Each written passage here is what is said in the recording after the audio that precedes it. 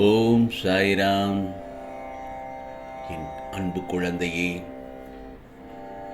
என் செல்ல பிள்ளையான உன்னிடத்தில் ஒரு முக்கியமான விஷயத்தை சொல்ல நான் வந்திருக்கிறேன். என் செல்லமே, கேட்காமல் மட்டும் சென்று விடாதே. ஆம், இது உன் சாயப்பாவின் உத்தரவும் கூட. இந்த நல்லதொரு விடியலில், நல்லதொரு காலை பொழுதில் உன்னிடத்தில் பேச நான் வந்திருக்கிறேன். ஆம் செல்லமே, எனக்காக சற்று நேரம் ஒதுக்கு. நிச்சயமாக இன்று உனக்கு நல்ல நாளாகத்தான் விடிந்திருக்கிறது. சில நேரங்களில் உன் மனதில் குழப்பத்தோடு நீ காயப்பட்டு இருப்பதால் நீ செய்யும் எல்லா செயலிலும் கவனம் செலுத்துவதாக நினைத்து கொண்டு கவனமே இல்லாமல் எல்லாவற்றையும் இழந்து கொண்டிருக்கிறாய். நான் சொல்வது சரிதானே? எந்த சூழ்நிலை வந்தாலும் அதில் உள்ள நல்லதை மட்டுமே பார்க்கும் பழக்கத்தையும் பக்குவத்தையும் வளர்த்துக்கொள். அப்பொழுதுதான் உன்னால் எவ்வளவு கஷ்டமான சூழலையும் இலகுவாக எதிர்கொள்ள முடியும், கையாள முடியும். ஒன்றை புரிந்து கொள்ள என் செல்லமே, இந்த உலகத்தில் வாழ்வில் நடக்கும் நிகழ்வுகள் அனைத்தும் ஏதாவது ஒரு காரணத்திற்காக மட்டுமே நடக்கிறது. அதில் நீ மட்டும் விதிவிலக்கல்ல. உன் வாழ்வில் நடக்கும் நிகழ்வுகள் அனைத்தும் உன் இறந்த கால வாழ்விலோ அல்லது முன் ஜென்மத்திலோ நீ விதைத்த செயல்களின் விளைச்சல்கள் தான். அதைத்தான் இப்பொழுது நீ அறுவடை செய்கிறாய் என்பதை மறந்துவிடாதே. அதற்காக நீ உன்னை தாழ்த்தி கொள்ளாதே. எல்லாம் உன் கர்ம வினைகளின்படிதான் நடக்கும். இப்பொழுது நீ செய்யும் செயல்களுக்கான பலனை வருங்காலத்தில் நிச்சயம் அனுபவிக்க வேண்டும். அதனால்தான் உன் சாயப்பா உனக்கு நான் அடிக்கடி சொல்வது என்ன தெரியுமா? எல்லோருக்கும் உன்னால் முடிந்த உதவிகளை எந்த எதிர்பார்ப்பும் இல்லாமல் மற்றவர்களுக்கு செய் என்று.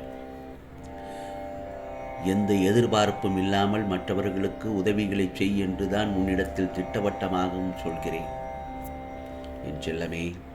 அதே சமயத்தில் யாரையும் பழிக்காதே, யாரையும் சாபமிடாதே, யாருக்கும் கெடுதல் நினைக்காதே. உன் மனதிற்கு நீ எதை செய்கிறாயோ அதுவே உன்னை வந்து சேரும். புரிகிறதா? அதற்காக எனக்கு தீங்கு துரோகம் இழைத்தவர்கள் என்ன செய்ய என்று நீ என்னை பார்த்து கேட்பது புரிகிறது? உனது மனம் வருந்தினாலே போதும்.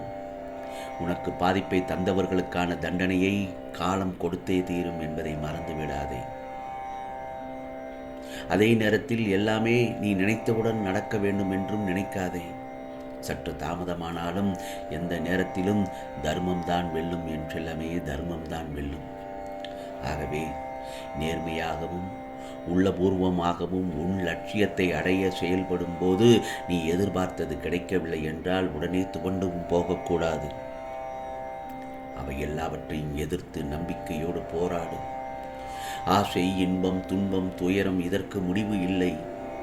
இதையெல்லாம் தாண்டி வந்தால்தான் நீ விரும்பும் லட்சியத்தை உன்னால் இலகுவாக அடைய முடியும். புரிகிறதா என் செல்லமே? நான் அமைதியாக இருக்கிறேன் என்று நீ நினைப்பது சரிதான். ஆனால் உன் சாயப்பாவின் மௌனத்திற்கும் ஒரு எல்லை உண்டு. நம்பிக்கையையும் பொறுமையையும் இழந்து விட்டேன் என்று கூறுகிறாயே, கவலைப்படாத என் செல்லமே. உன் நம்பிக்கைக்கும் எதிர்பார்ப்புக்கும் நிச்சயமாக உன் வாழ்வில் நல்லதொரு நிகழ்வுகள் அடுத்தடுத்து நடக்க இருக்கின்றன. வாழ்க்கையில் நெருக்கடிகள் ஏற்படும் நேரத்தில் தான் நமக்குள் மறைந்திருக்கும் அசாதாரணமான சக்திகள் வெளிப்படும். அதை முதலில் புரிந்து கொள் என் செல்லமே. யார் மீது அதிகமாக பொறாமைப்பட வேண்டாம். யாருடனும் போட்டியும் போட வேண்டாம். அதற்கு பதிலாக உன்னை நீயே மிகச் சிறந்தவராக மாற்றுவதில் கவனத்தை செலுத்து. சிந்திக்காத வாழ்க்கை என்றும் சிகரம் தொடுவதில்லை. சந்திக்காத பிரச்சனை என்றும் நம்மை சிந்திக்க வைப்பதில்லை. ஆகவே உன்னை கடந்து செல்லும் ஒவ்வொருவருக்கும் ஏதோ ஒரு வகையில் சிறு சிறு மனசஞ்சலம் இருக்கத்தான் செய்யும். உன்னை கடக்கும் நேரத்தில் உனது சிறு புன்னகை அவர்களுக்கு மிகுந்த உற்சாகத்தையும் நம்பிக்கையையும் ஊட்டும் என் செல்லமே. ஆகவே நன்மை செய்வதை எண்ணுவோம், பேசுவோம் என்று வாழ்க்கையில் ஒரு சபதத்தை எடுத்துக்கொள். நிச்சயமாக இந்த நல்லதொரு காலை பொழுதில் உன் சாயப்பா உனக்கானதை நல்லதொரு விஷயத்தை சொல்வதற்காக காத்து கொண்டிருக்கிறேன். ஆம் செல்லமே, கற்பனையை விட உழைப்பே பிரதானம். கற்பனையை விட உழைத்துப் பாரு. கற்பனையில் கோட்டை கட்டி வாழ்வதை விட அதை நிஜத்தில் கொண்டு வா. கனவு காண் என்று சொல்லவில்லை. கனவு காண்பதும் மெய்யாக வேண்டும் என்பது உன் லட்சியமாக இருந்தால் அதற்கு நீ என்ன செய்ய வேண்டும்? கடுமையாக உழைக்க வேண்டும், முயற்சி எடுக்க வேண்டும், கஷ்டத்தை எதிர்கொள்ள வேண்டும். முயற்சி செய். விடாமுயற்சி செய்தால் நிச்சயமாக அதற்கு பலன் உண்டு என் சொல்லவே. யாருமே இல்லை, நான் ஆதரவற்று இருக்கிறேன் என்று மட்டும் நினைக்காதே. உனக்காக உன் சாயப்பா நான் இருக்கிறேன். உன்னை சுற்றி நல்ல மனிதர்களும் இருப்பார்கள். முதலில் அந்த நல்ல மனிதர்களை தேடு. கெட்ட மனிதர்களை தூர வைத்து விடு.